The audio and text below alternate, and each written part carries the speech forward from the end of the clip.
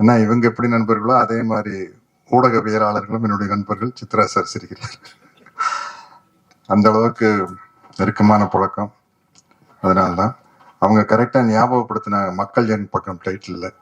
சில சமயத்துல ஒரு மனிதனுக்கு வந்து பெருமைகள் முடிவதில்லை, அலைகள் ஓய்வதில்லை அப்படிங்கிற மாதிரி. ஆக்சுவலா மக்கள் என் பக்கம் அப்படிங்கிறது புரட்சி தலைவர் எம்ஜிஆருடைய படத்தோட டைட்டில். அவர் சிஎம் ஆயிட்டாரு, அதனால நடிக்கல. இப்ப எங்கிட்ட இன்னும் செல்போன்ல ஒரிஜினல் தினத்தந்தியில முழு பக்க விளம்பரம் வந்தது, மக்கள் என் பக்கம்னு அந்த விளம்பரம் எங்கிட்ட இருக்குது இன்னும். அப்போ பாலாஜி சார் படத்துல நடிக்கிறதுக்கு புக்கான அப்ப என்ன டைட்டில் வைக்கலாங்கிறப்ப பாலாஜி சார் வந்து மக்கள் என் பக்கம்னு வைக்கலாம் சத்யராஜ் அப்படின்னு. நான் சொன்னேன், சார் அது வாத்தியார் பட டைட்டில், அவர் கோச்சுக்கு போறாரு, நல்லா இருக்காரு சார் அப்படின்னு. அதுவும் இல்லாம அந்த டைட்டில் வைக்கிற அளவுக்கு தகுதி எனக்கு இல்லை சார். மக்கள் என் பக்கம்னா அது ஒன்னே ஒண்ணு அவருக்கு மட்டும்தான் பொருந்தும். இல்ல அண்ணங்கிட்ட நான் போய் வாங்கிட்டு வந்துடுறேன் டைட்டில். நான் ஜனவரி மாசம் 1ஆம் தேதி ஒவ்வொரு வருஷம் போய் அவர்கிட்ட ஆசீர்வாதம் வாங்கி 100 ரூபா வாங்கிட்டு வருவேன். நான் போய் கேட்டா கொடுத்துருவாரு அப்படின்னு போய் கேட்டிருக்காரு. அப்போ உண்மையிலேயே புரட்சி தலைவருக்கு எனக்கு எந்த பழக்கம் கிடையாது. அதுக்கப்புறம் தான் அவர் கூட பழக்க ஆரம்பிக்கிறேன். யாரு ஹீரோன்னு கேட்டாரு, சத்யராஜ். வச்சுக்கங்களேன் அப்படின்ட்டாரு. அப்படி வந்து அவருடைய டைட்டில்ல நடிக்கிற வாய்ப்பு கிடைச்சு, லூட்டின்னு ஒரு படத்துல கம்ப்யூட்டர் கிராபிக்ஸ் மூலமா நானும் தலைவரை மீட் பண்ற மாதிரி ஒரு சீன் வரும் லூட்டியில, நம்ம துரைசார் படம்.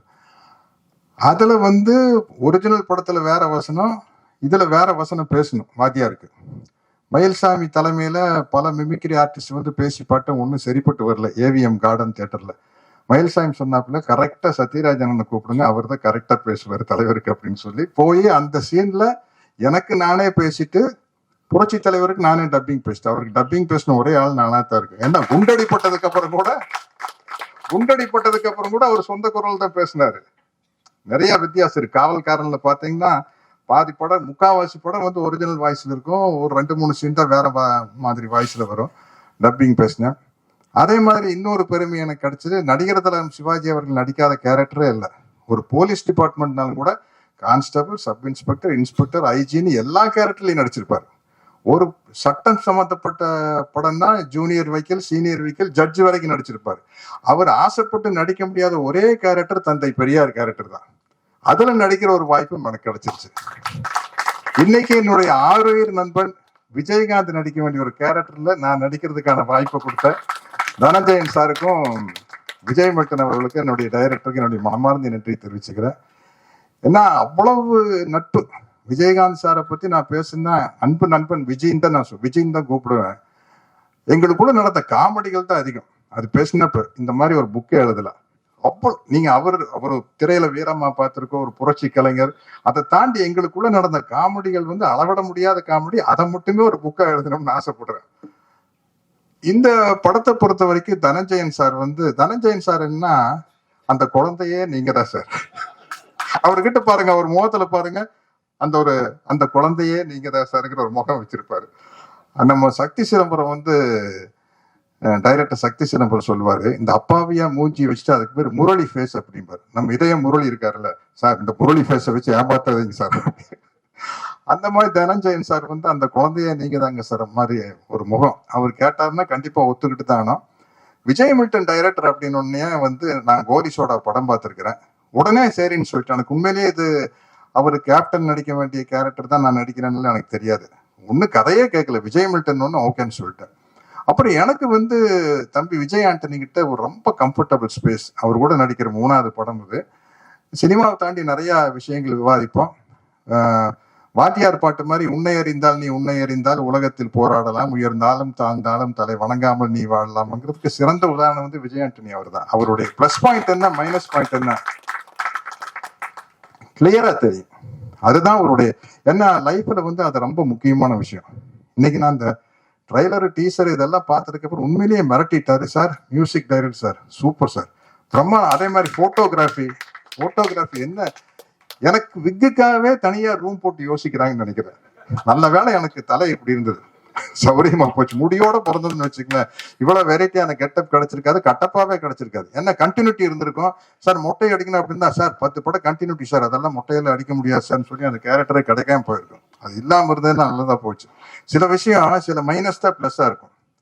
இப்ப எனக்கு கடவுள் நம்பிக்கை இல்லாதனால நிறைய பேர் பேசல, சாருக்கு இல்ல அவருக்காக நாங்க வேண்டிக்கிறோம் அப்படிம்பாங்க. கடைசியில பார்த்தா எனக்காக வேண்டிக்கிட்டது வந்து எக்கச்சக்கமான ஆளுங்க, என்ன தவிர எல்லாரும் வேண்டிக்கிறாங்க. கடவுளுக்கு என்ன பிடிக்கும்? கடவுளுக்கு ஏன் என்ன பிடிக்கும்னு அவரை நான் டிஸ்டர்ப் பண்றதே இல்லையில. அப்ளிகேஷனா போடுறது, ஏன் படம் ஒண்ணும், ஏன் படம் ஒண்ணும், ஏன் படம் ஒண்ணும். அந்த ஆள் என்ன செய்வாரு? 2 பேர் எலெக்ஷன் நிக்கிறாங்க, 2 பேர் போய் பூ தேங்காய் பழத்தோட போய் சாமி நான் தான் ஜெயிக்கணும் அப்படின்னு அந்த கன்ஃபியூஸ் ஆயிருப்பாரு. யாரோ ஒருத்தர் தாங்க ஜெயிக்க முடியும், அதுதாங்க இயல்பு. Praying is nothing but dictating God. கடவுளை நீ கடவுள்கிட்ட நீங்க கட்டளை இடுறீங்க, எப்படியாச்சும் என் படம் ஓடணும் அப்படின்னா வேண்டுதல். எப்படியாச்சும் என் படம் ஓடணும், 2 ஒன்று தானே, டயலாக் ஒண்ணுதான். எப்படியாச்சும் என் படம் ஓடணும் அப்படிங்கிறது தான், பாடி லாங்குவேஜ் தான் வேற. அப்போ கடவுளுக்கு வந்து என்ன கோபம் வரும்னா, டே நீ யாரா என்ன கரெக்ட் பண்றதுக்கு, எனக்கு தெரியாதா உனக்கு என்ன கொடுக்கணும், உனக்கு என்ன நடக்கணும்ட்டு.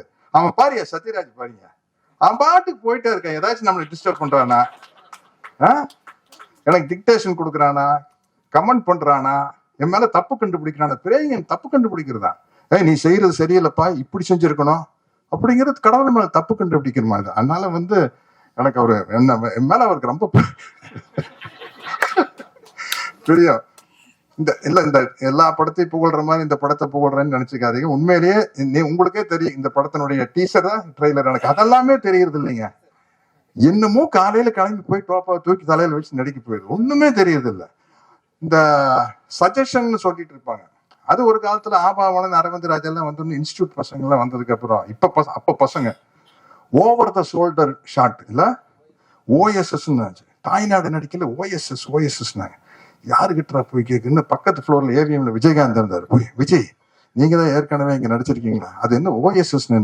எனக்கு அப்படித்தாங்க சத்யராஜ், முதல்ல பெரிய கன்ஃபியூஷனுங்க, அது ஒண்ணு இல்லைங்க சஜஷன் ஷாட் சத்யராஜ், அதை போய் இவங்க பெரிய பிரச்சனை ஆக்கிட்டாங்க. அந்த மாதிரி இன்னைக்கு சினிமா வந்து மாறிக்கிட்டே இருக்குது, புது புது விஷயங்கள் வந்துட்டு இருக்கு.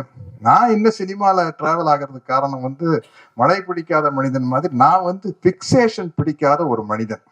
இந்த நேரத்துக்கு எதுவும் அதான் இப்படி கூட சொல்ல, லட்சியம் பிடிக்காத மனிதன்.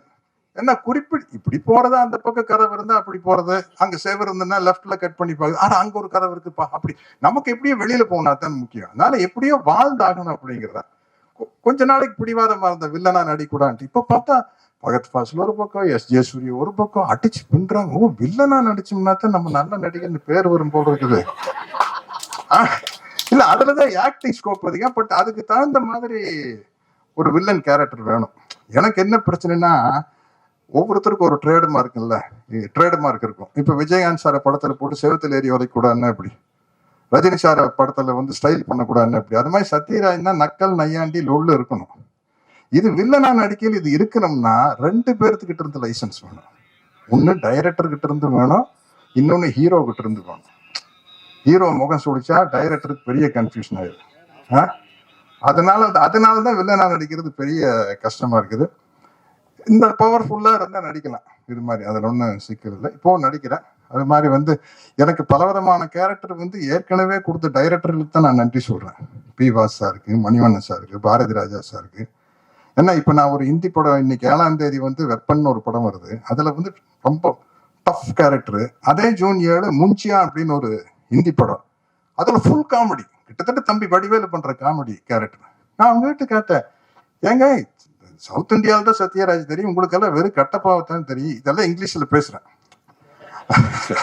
அதை நீங்க டிரான்ஸ்லேட் பண்ணீங்க, உங்களுக்கு கட்டப்பாவத்தான் தெரியும், நீங்க எப்படி எனக்கு வந்து, அதாவது காமெடியனா இருந்து டஃப் ஆகிறது இல்ல, ஃபுல்லாவே காமெடி. வடிவேலுக்கு பதிலாக நான் நடிச்சேன் அப்படி இருக்கேன். அந்த மாதிரி எப்படிங்க அப்படின்னா, அவங்க எப்போ எடுத்த என்னுடைய படத்துல பாட்டு சார், அதுல பயங்கரமா காமெடி ஒர்க் அவுட் ஆயிருந்து சார், அதனாலதான் அப்படின்னு சொல்லிட்டு பாருங்க, ஜூன் 7 வருது விஜய் ஆண்டனி சார், ஃபுல்லாவே காமெடி.